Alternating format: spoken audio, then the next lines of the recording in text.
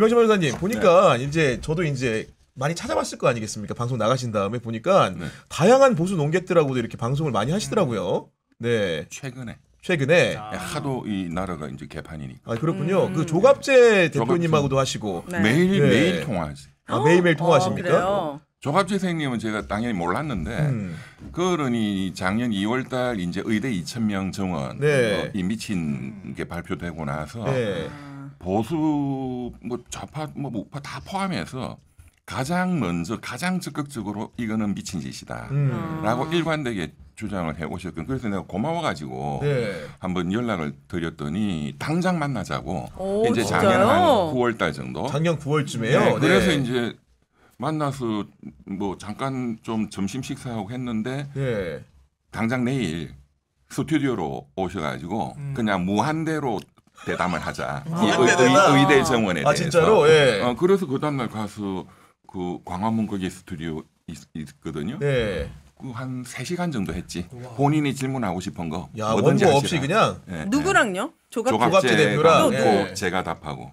두 분이서? 의대 정원에 대한. 그 이 변호사님 어떻게 그렇게 물으면 다 나오냐. 제가 지금 여태까지 내 혼자 어떤 변호사도 또 윤석열이 상대로 하는 거니까 쫄아가지고 법조인들 중에 그 자녀가 전공의 의사인 분들이 꽤 있거든요. 그렇죠. 그 변호사들 중에서도. 그래서 저한테 전화는 많이 왔어요. 고맙다고. 내 혼자 힘들어 죽겠다. 내 혼자 지금 거의 100건을 하고 있어. 좀 와서 좀 도와달라. 그러니까. 뭐 돈은 없다. 공짜니까. 그러면 전화 끊어. 그리고 안 받아. 그러니까 이게 나서지를 못하고 뒤에서 하는 거 너무 비겁하죠. 근데 지금까지 저께서 그래서 이제 되게 친해져가지고 좀 이렇게 중요한 그게 있으면 저보고 글을 써서 좀 보내달라 하면 제가 그래서 제가 참고하시라고 조갑재닷컴에 칼럼 같은 거 내고 어제도 전화 왔지. 그러니까 의대 정원 증원 문제로 조갑재 대표께서는 보니까 윤석열 정부에 대한 인식 틀이 완벽하게 바뀌는 계기가 된 것 같은데 최근에 보면 조갑재 대표뿐 아니고 다양한 보수 논객들이 윤석열 정부를 향해서 강한 성토를 하고 있거든요. 원인이 뭐라고 보십니까? 그 이제 조갑재 선생님이 어제도 또 올 이제 1월 달이 되고 이제 비상계엄 터지고 이제 1월 1일 날 제가 신년 인사를 드렸더니 이 변호사님 올해도 저와 같이 민주공화국을 지킵시다 그러시더라고. 민주공화국을 지킵시다. 너무 감동적이어서 80대신 어르신이. 촛불 집회 나온 줄 알았습니다 지금. 그러니까 완전히 또 보수 꼴통들 이런 느낌을 갖는 분들이 많을 텐데. 그래서 제가 되게 좀 마음이 좀 굉장히 뭐라 그럴까 약간 눈물이 날라는 느낌. 이대로 가다가는 정광훈 이런 사람들한테 다 먹혀가지고 완전 극우가 될 정광훈 거라고. 목사는 조금 이따 제 말씀을 좀 드릴게요. 그 얘기를 들은 게 있어가지고 우리 박찬종 변호사님하고 친하거든. 그렇군요. 네. 그러면 이제 정규재 선생은 정규재 선생은 이제 윤석열이를 지지하다가 최근에 바뀐 건 아니고 지난 대선 때부터 윤석열이 저거는 인간이 아니다고 판단하셨어요. 그러니까 굉장히 이 촉이 빠르신 거지. 뭐 이렇게 뭐 이론적이고 뭐 이런 게 아니고 저거는 인간이 걸러 먹었다. 그 이제 말하는 거나 이 걸음걸이부터 보니까 저거 완전히 막 건달처럼. 맞아요. 그러면서 그때 이미 지지를 바로 이제 철회했거든. 나는 아무도 지지를 못 하겠다 해서 투표도 안 하셨다 하던데 그때부터 일관되게 윤석열이의 인성 자체가 저거는 걸러먹은 새끼다. 근데 그렇게 해오셨지. 이게 자기는 이런 사고는 당연히 터지겠지. 그러니까 훨씬 더 신랄하게 비판을 해오신 거죠. 아니 최근에는 보니까 김진전 중앙일보 논설위원 이분 같은 경우에도 어떻게 보면은 백분 토론하면 유시민 장관의 맞상대 이렇게 알려진 분이었는데 정말로 이거 강도 세게 비판을 했습니다. 이거 확실한 건 모르겠지만 오늘 YTN 나갔는데 김진 전 중앙일보 논설위원이 YTN에서도 잘렸다는 얘기를 제가 얼핏 들은 것 같아가지고 왜냐하면 한쪽에는 윤석열 탄핵 반대를 하는 쪽이 서 있고 다른 한쪽에는 찬성하는 쪽이 서야지 균형이 맞는다고 YTN은 생각하는 모양이에요. 근데 김진 전 논설위원이 자꾸 윤 대통령을 비판하는 거예요. 그러니까 그래서 YTN에서 프로그램에서 정리가 됐다는 좀 어이없는 얘기를 제가 들었는데 그러니까 사실은 전 조갑재 전 편집장에 대해서도 굉장히 안 좋은 생각을 가지고 있었거든요. 우리나라의 극우 하면은 제일 대표적인 인사라고 예전부터 제가 그렇게 생각해 왔는데 대한민국의 극우를 이제는 다시 재정립해야 된다. 맞아요. 네. 예. 조갑재 같은 분이 그냥 보수고 보수 옆에 극우가 더 하나 생겨버렸어요. 일종의 파시즘에 경도된 사람들이. 그러니까 그 조갑재라는 분이 오히려 합리적으로 보인다는 생각이 들었고요. 뭐 아마 그 칼럼을 보신 분들이 있겠지만 이제 윤석열 탄핵을 계기로 해서 대한민국의 진짜 보수가 누군지가 네. 진짜 보수가 누군지가 확연하게 확인이 되고 있다. 네. 근데 진짜 보수가 안 보여요. 왜냐하면 방송에 나와서 이거 자유민주주의 체제에도 계엄성법 맞지도 않고 이런 내란이 있을 수 없다고 보수 쪽의 인사가 얘기를 하잖아요. 네. 그럼 다 잘려요. 지금 방송에 나와서 보수 쪽을 얘기를 하는 사람들은 네. 그런 나름의 최저선을 가지고 있는 자유민주주의 체제하고 맞지 않다 이거는. 네. 그러면서 비판하는 사람들은 아예 방송에 나올 수가 없어요. 야. 그래요? 이게 지금 못 그분들만 나오잖아요. 나와요? 예? 극우적인 사람들만 그렇죠. 나와요. 윤 대통령 탄핵 반대하는 사람만 반대편에 서 있고 나름의 합리적 목소리를 내는 보수의 목소리는 아예 제거된 거예요. 아니 그렇다고 한다면은 이제 그 지상파나 종편 많이 나가시는 강성민 평론가님 봤을 때 네. 실제로 맞상대들의 성질이 네. 최근에 좀 달라지고 있다 이런 걸 느낍니까? 저는 이제 우리나라에서 대표적인 보수 방송사가 A사와 B사가 있어요. A사와 B사. A사가 네. B사가 마주보고 있지 않습니까?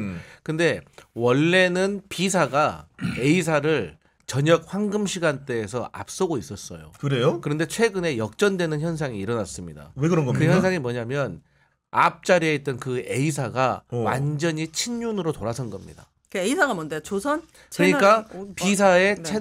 인기가 내려간 거예요. 네. 그러니까 친윤? 이게 전체적으로 보수가 아니라 극우로 가고 있는 거예요 지금. 아 그렇군요. 그러니까 네. 우리가 정규재, 뭐 조갑재 이런 분들이 왜 윤석열 정부에 대해서 비난으로 돌아설 수밖에 없냐? 상식선을 벗어났기 때문에. 그러니까 상식 안에서는 어떤 경제적인 철학과 정치적인 이념 때문에 우리가 서로 싸울 수가 있잖아요. 근데 우리가 서로 말싸움하다가 갑자기 말 안 듣는다 뺨 때리는 건 잘못된 거잖아요. 그렇죠. 그러니까 뺨을 네. 때린 거야. 그러니까 선을 넘은 거예요. 그런데 A사가 계속 지고 있다가 B사를 이기기 위해서 완전히 북으로 돌아선 거죠. 그러니까 그런 말씀하셨던 그런 패널계가 지금 저희 민주당 패널은 그대로인데 지금 보수 패널들만 계속 바뀌고 있어. 어떻게 바뀌냐? 얼마 전에는 친윤과 친한으로 막 바꾸더니 친윤과 친한이 갑자기 둘이 나와서 싸우는 거야. 그러니까 잠깐 쉬지 나갈 때 앵커가 둘이 싸우면 제작 의도가 달라지잖아요. 그러니까 둘이 얘기 안 해. 그러다가 이제 말씀하셨던 것처럼 다 돌아서니까 그 우들만 나오는 거야. 아니 그러니까 이렇게 되는 거예요. 그러니까 한동훈 대표 체제가 들어서잖아요. 들어서고 난 다음에 생겨난 문제이기도 해요. 왜냐하면 대통령하고 대통령실하고 여당 당대표하고 이게 갈라져 버렸어. 그러니까 여당 당대표 얘기를 하고 여당에 대한 얘기를 호의적으로 얘기를 하면 대통령실을 까는 게 돼. 그렇죠. 그러니까 둘 중에 누구를 보수로 쳐가지고 출연을 시켜야 될지 모르는 거예요. 네. 그러다 그렇겠네. 그 결과가 그런데 대통령실이 힘이 더 세잖아요. 네. 한동훈계를 다 빼버리는 거야. 그러니까 지금 아마 TV 나오는 사람들 보수편을 보면 아시겠지만 친한계로 분류될 만한 사람들 네, 네. 계엄에 대해서 합리적으로 비판하는 사람들은 네. 하나도 없어. 야 그런 상황이다 보니까 보수에서 어른이라고 부르시는 분들도 걱정이 많을 것 같은데 맞습니다. 얘기 들어보니까 이병철 변호사가 오늘 그 보수계 어른을 만나고 오셨다고요? 이재호 장관님. 네. 어떤 얘기 나눴습니까? 근데 네. 장관님 말씀을 오늘 여기 구고영 TV, 오윤회 TV 나가는데 오윤회 오윤회 TV가 됐어요. 여기? 보시오. 그분 저 싫어하는데. 아니, 전혀. 네. 네. 그러면서 그대로 전달해도 된다고. 아, 이용해도 된다. 아, 말씀 좀 그래요? 부탁드립니다. 어떤 네, 일이 있었는지. 그 제가 이제 뭐 의대 문제도 물어보고 그다음 중요한 건 이제 요 문제니까 계엄 내란. 그 장관님은 어떻게 보시느냐? 그러니까 그리고 주변에 네. 이제 보수 인사들 뭐 정광훈 목사 포함해서 뭐 그분들도 얘기도 많이 들으시니까. 네. 근데 저는 좀 의외로 들리더라고. 사실은 헌재에서 탄핵이 인용될 거다고 생각하는 사람들이 압도적이다. 네. 말로만 탄핵이 뭐 세게 떠들고 있는 거다. 그 진영에 있는 분들조차도. 네. 헌재가 설마 이 계엄 내란을 그거를 잘했다고 다시 네. 너 대통령 해 그렇게 하는 미친 놈들은 없지 않겠냐. 네. 그런데 이제 근데 그래 되면은 일단 뭐 그렇지만 지금 제가 보기에는 네. 현재는 5대3 세 분은 각하기각이다. 각하다 각하. 그래. 그래서 사태가 터지면 그런 미친 사태가 네. 터지면 장관이 어떻게 지금 해야 됩니까? 이재용 이사장 관점에서 어떻게 할 것인가? 네. 이러시더라고. 터져도 다 사는 길이 있어. 대한민국이 뭐 민주주의가 하루아침에 된 게 아니고 수많은 고난을 거쳐서 됐기 때문에 네. 그런 사태도 충분히 해결할 수 있어. 어떻게 해요? 윤석열이가 뭐 임기를 끝까지 3년 다 또 남은 거 채워서 또 나쁜 짓 하려 할 텐데 했더니 절대로 그거는 못할 거야. 못한다. 그러니까 보수 내에서도 용인이 안 된다. 네, 이미 네, 금도를 넘었기 네. 때문에. 네. 지금 이제 많이 합의되고 있는 그 좀 논의되는 대안 그런 사태가 터지면 이제 어떻게 해야 되느냐? 혹시나 네. 이제 뭐 장관님 사견이기는 하지만 그게 제가 많이 들은 지금 논의인데 네. 내년 6월 지방선거를 이제 그 타이밍으로 이제 해무건 개헌 문제들도 해결을 하고 제7공화국을 여는 네. 그런 계기로 삼아야 된다. 개헌도 하고 또 뭐 여러 뭐 국회도 상하원으로 좀 나눠서 이제 두 개를 둬야 된다 이런 논의가 많아요 보수 네. 쪽에서. 네. 네. 6월 되기 전에 다 잡아가지고 지금 종이관에다 다 근데 이제 넣어가지고 줄일 텐데 무슨 투표를 합니까? 그러니까 미친 결과가 나오면 네. 어쨌든 간에 뭔가 보수 쪽에서도 이제 생각을 해야 되니까 어떻게 해야 되는지. 근데 그분은 오래 사셨잖아요. 저는 애가 5살이고 이제 앞으로 살아가야 대한민국인데 그분은 겪어온 고난이 있겠지만 지금 봤을 때 윤석열을 또 오면 2차 계엄 시도를 했다는 게 다 증거로 나왔기 때문에 분명히 다 잡아들일 거예요. 그래서 제일 좋은 거는 헌법재판관들이 빨리 그러니까요. 네. 파면을 시켜버리는 게 제일 좋을 텐데. 근데 저는 이제 그 일부러 위험하다는 얘기를 자꾸 할게요.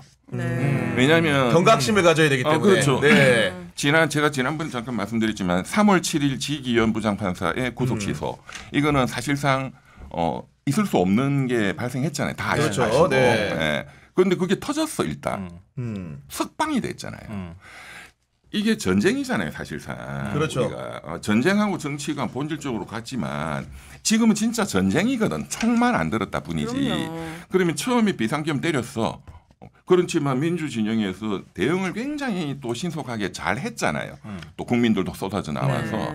그런데 이 전쟁의 사실 가장 전쟁의 핵심적인 포인트, 전략적인 중심은 그 전쟁론의 핵심이 전략적 중심을 장악하는 게 제일 중요한 거거든. 전략적 중심은 윤석열이기에 신병을 확보하는 거야. 그래서 이제 어렵게 구속까지 넣었잖아요. 그렇죠. 네.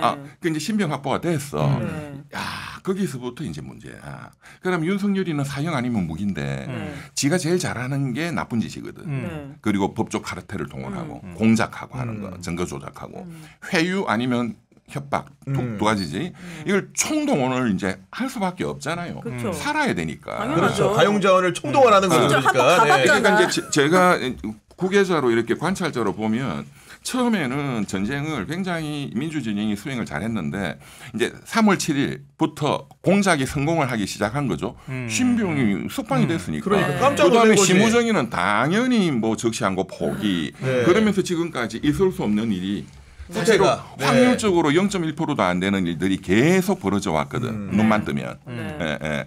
그래서 제가 이제 신병 확보를 했는데 이제 석방이 돼 탈옥을 했어. 대탈옥에 성공했어. 그러면 이 전쟁의 구도가 확 바뀐 거예요. 맞아요. 네. 우리 6.25 전쟁에서 밀렸다.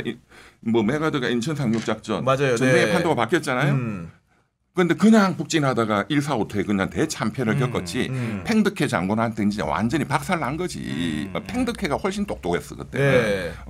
지금 그런 느낌이에요 저는. 그래가지고 서울을 다시 뺏기고 경기도까지 다 뺏겼다가 다시 이러저러 하다가 서울을 확보했거든. 수복하는 과정이다. 이제 다시 또 수복하는 그런 느낌으로 제가 엊그저께 이재명 대표의 항소심 무죄 선고를. 무죄. 네. 이것도 사실상 기대하기가 굉장히 어려워. 뭐 1%도 기대하기가 어려운 게 나왔죠. 네. 좀 다행이라고 생각합니다. 저는 정당 지지율이 사실 최근에 엎치락 뒤치락 했잖아요. 사실 이런 비상식 적인 내용이 나왔던 거는 중도층에서 이재명 대표에 대한 의심을 거둬들이지 못했는데 이번에 항소심 무죄로 인해서 이게 해소된 겁니다. 그러니까 이제 국민들이 어떤 생각을 하냐면 야 도대체 몇 년 동안 털고 털었는데 도대체 너희들이 한 게 뭐가 있냐. 그리고 이번에 이걸 아셔야 돼요.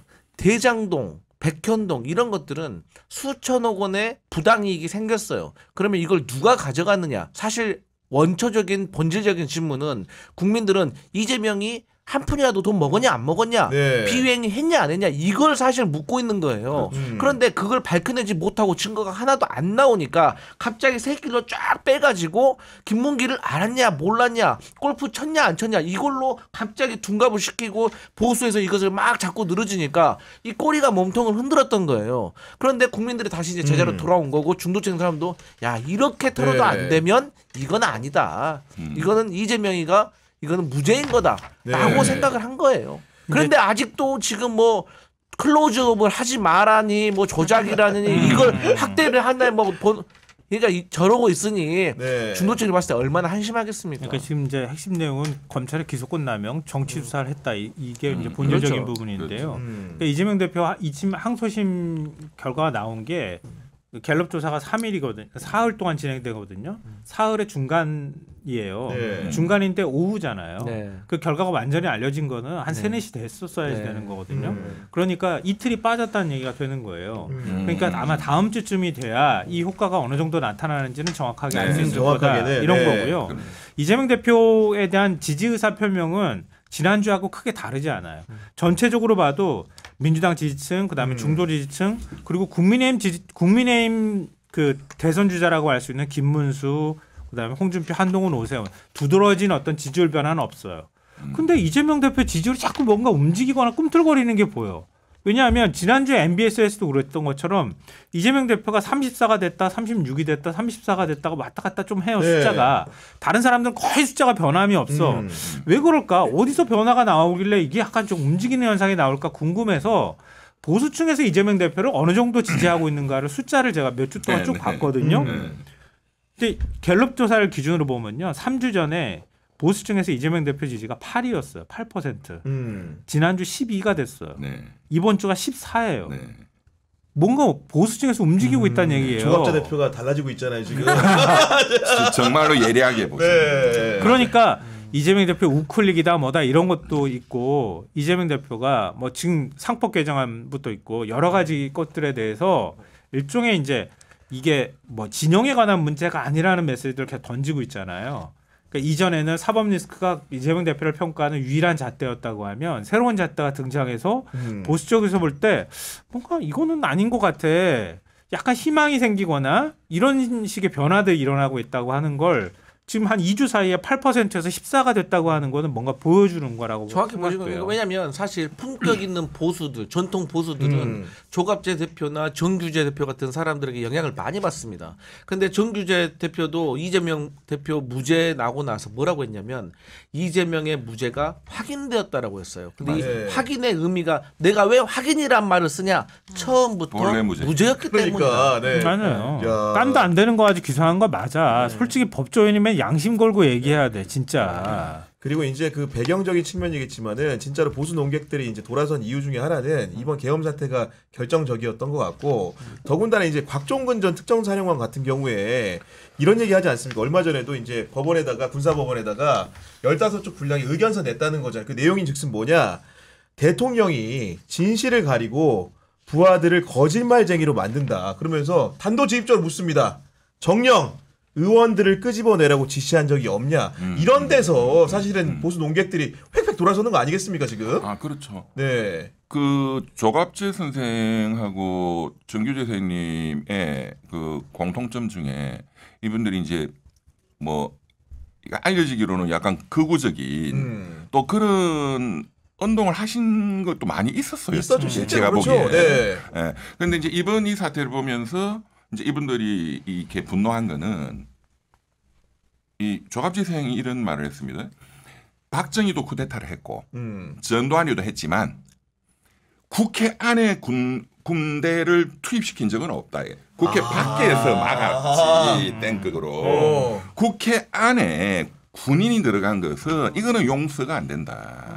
그 굉장히 예리한 지적이거든요. 그렇네요. 네. 전두환 때도 박정희 때도 국회 정문을 그냥 빨리 차단해가지고 네. 딱 지키고 있는 거지 못 들어가게. 네. 그런데 안에 난입을 했잖아요. 네. 총 들고 그것도 최정예 부대가 이거를 용서하는 거는 이 보수 특히 이제 조갑제 정교생도 이제 반공 보수라고 이제 봐야죠. 연세가 그렇죠. 6.25 그렇죠. 전쟁을 맞습니다. 또 거치고 그러니까 반공 및 자유 이거를 다 짓밟는 새끼다. 또 반공도 이번에 미국하고도 알려주지도 않고 미국이 지금 민간국가 그러니까 어쩌고 미국도 몰랐어. 북한이 네. 그냥 뭐 이제 전쟁 일으키려고 헬기가 맞아요. 그냥 보통 통신을 하고 막 높게 떠라. 이 전쟁을 아니 우리가 전쟁이라면은 정통 그 반공 보수들은 김일성이 때려잡고 쳐들어와야지.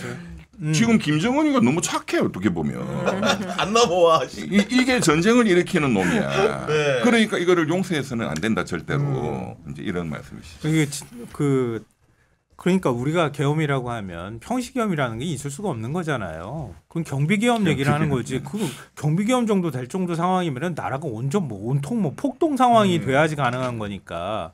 근데 이런 식으로 전국의 비상계엄을 선포하는 거는 사실 전시상황 아니면 불가능한 거잖아요. 근데 미국이 볼 때 전국의 비상계엄을 선포하는데 우리한테 얘기도 안 해줘. 그럼 한국에 와가지고 미군 주한미군이 뭘 하겠다는 거예요. 맞아요. 네. 말도 안 되는 일을 한 거잖아요.